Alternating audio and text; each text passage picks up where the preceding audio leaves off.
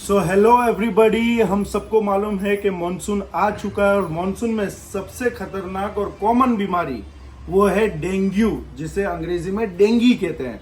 ये एक मच्छर काटने की वजह से होता है। मच्छर के अंदर वायरस होता है। ये वायरस डालते हैं बॉडी में, जहाँ पे हमारी बॉडी में सेल्स के अंदर ये मल्टीप्लाई होते हैं और फिर सारी दिक्कतें पैदा करते हैं। डेंगू यूजुअली 3 फेजेस में होता है। पहला फेज जो 3 से 4 दिन का होता है, उसमें बहुत तेज बुखार, हाई ग्रेड फीवर, पेट में दर्द, वॉमिटिंग होना और हेडेक, ये सारी चीजें होती है। और कई बार बच्चों को बॉडी पे रैशेस भी आते हैं, रेडनेस आती है बॉडी पे। ये फर्स्ट फेज हो गया, इसको फिब्राइल फेज कहते हैं। सेकेंड फेज जो 4 दिन के बाद होता है, उसको क्रिटिकल फेज कहा जाता है। तब बुखार नहीं आता, लेकिन सारे कॉम्प्लिकेशन ये फेज में होते हैं।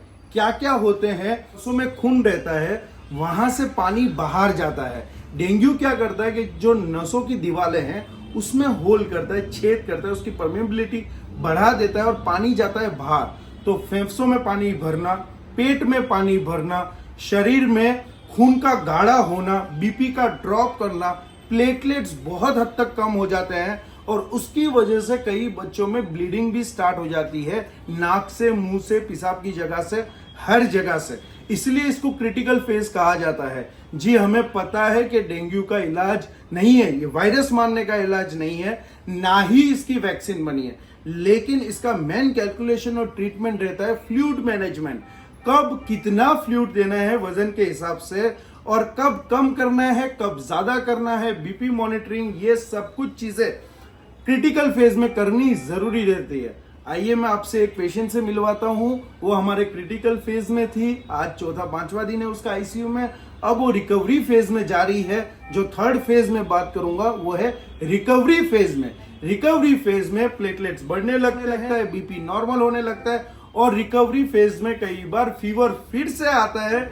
उसको गुड फीवर कहते हैं, रिकवरी फीवर कहते हैं। तो मिलवाता हूं हमारी योद्धा से जो क्रिटिकल फेज में थी और उसके प्लेटलेट्स केवल 10-15 हजार हो गए थे, पेट में पानी भरा था, फेफड़ों में पानी भरा था, सांस लेने में दिक्कत थी, ऑक्सीजन रिक्वायरमेंट थी, सब कुछ चिंतित थे, माँ बाप चिंतित थे। लेकिन दिखा दो जी है। आपका नाम क्या है?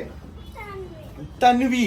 Tanvi is a very sweet girl. देखो, नहीं रुको, तन्नू आ जाओ, मम्मा आ जाओ, कोई दिक्कत नहीं। तन्नू मैं कुछ नहीं करता ना, हाँ गुड गर्ल। देखो, तन्नू को पेट में पानी भरा है, इसको असाइटिस कहते हैं। आप देख रहे हो अम्बिलिकल स्ट्रेच हुआ है, इसको असाइटिस कहते हैं। मैंने बोला कि लीकिंग फेज में, जो सेकंड फेज में, क्रिटिकल फेज में पानी भरता है, ये पूरे पेट में पानी भरा है, इसलिए अब ये धीरे धीरे कम होगा। ये सूजन आती है, आंखों में सूजन आती है, लेकिन अभी तन्वी रिकवरी फेज में जा रही है तो आंखों से सूजन कम हो गई है और अब ये धीरे धीरे सारी सूजन कम हो जाएगी और इसके प्लेटलेट्स भी बढ़ने लगे। और तन्नू को आज हम उम्मीद रखते हैं, आज हम आईसीयू से बाहर भेजेंगे और कुछ ही दिनों में तन्नू हमारी घर पे जाएगी। तन्नू वेट्स मन्नू। और तन्नू को सब लोग परेशान करते हैं मेरे अलावा, है ना तन्नू? सब लोग परेशान करते हैं ना, सब लोग इंजेक्शन मारते हैं, क्योंकि डेंगू में रोज रिपोर्ट करवाने पड़ते हैं ये देखने के लिए कि खून कितना गाढ़ा हो रहा है, प्लेटलेट्स कितने कम हो रहे हैं। मैं ये बता दूं कि अगर प्लेटलेट 20,000 भी हो और कहीं से भी ब्लीडिंग ना हो रही हो तो डेंगू में प्लेटलेट्स देने की जरूरत नहीं रहती, अनटिल एंड अनलेस ब्लीडिंग के कोई भी आपको साइंस दिखे। तो मैं हर जगह देखता हूं कि लोग प्लेटलेट्स बहुत चढ़ाते हैं, ये गलत चीज है, क्योंकि डेंगू वायरस खुद प्लेटलेट्स को खा जाता है, तो उसका कोई मतलब रहता नहीं है। अगर ब्लीडिंग हो रही है कहीं से भी, माइनर ब्लीडिंग भी, तो 20,000 से नीचे प्लेटलेट जाते हो तो आपको प्लेटलेट ट्रांसफ्यूजन देना है। बाकी इसका केवल मैनेजमेंट है फ्लूइड मैनेजमेंट। सही वक्त पे कितना फ्लूइड देना है, सही वक्त पे डेंजर साइंस को पकड़ो और सही वक्त पे इलाज करो। और माँ बाप को भी धन्य है कि क्रिटिकल फेज में ऐसा रहते हैं, फिर भी हमारे पे विश्वास जताते हैं, डॉक्टरों पे विश्वास जताते हैं। और हमारा भी थोड़ा नेचर ऐसा है कि हम थोड़ा कॉन्फिडेंटली इनको बोलते हैं कि ठीक हो जाएगी। तन्नू आप मत हंसो, सिर्फ हंसना मुझे अलाउड है। तन्नू वेट्स मनो। तो ये कहानी तन्नू की थी। डेंगू की सीजन आ रही है तो बचना कैसे है? मच्छर से बचो। मच्छर मलेरिया भी करता है, मच्छर डेंगू भी करता है, मच्छर और चिमनपुरा कौन सा virus? Chandipura virus. Chandipura virus भी करता है। सारे वायरस ये मच्छर लेके घूमते हैं।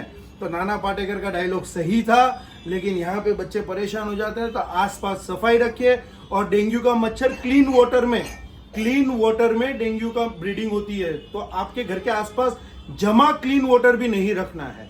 तो रेनी सीजन एंजॉय के साथ साथ बच्चों का और आपका ख्याल रखिए। Thank you so much. और तन्नू ने जैसे डेंगू वायरस को हराया है, वैसे बहुत सारे बच्चों ने थम्स अप करो। Tannu come on thumbs up. Okay okay okay ये थम्स अप। देखो फिर भी तन्नू मुझसे बात करिए, वरना तो आईसीयू में 5 दिन बच्चा रहता है तो बहुत डरा हुआ रहता है, साइकोलॉजिकल इम्पैक्ट रहता है, तो हमसे डरते हैं। लेकिन हम तो व्हाइट एप्रन कुछ नहीं पहनते, तो हो सकता है कि मैं पर्दे के पीछे काम करता हूँ, इसलिए मुझसे डर नहीं रही है। लेकिन इसको पता नहीं है कि सारे इंस्ट्रक्शन मेरे ही थे कि कब रिपोर्ट करवाना, कब क्या नहीं। लेकिन मैं इसकी नज़र में विलन नहीं हूँ, हीरो हूँ, हीरो। ठीक है, तो ये चीज़ें इसलिए तन्नू मुझसे, अभी कोई और डॉक्टर आएगा ना तो रोने लगती है। तो ये थी तन्नू की कहानी। डेंगू आ रहा है, आप अपना और अपने परिवार का ख्याल रखिए।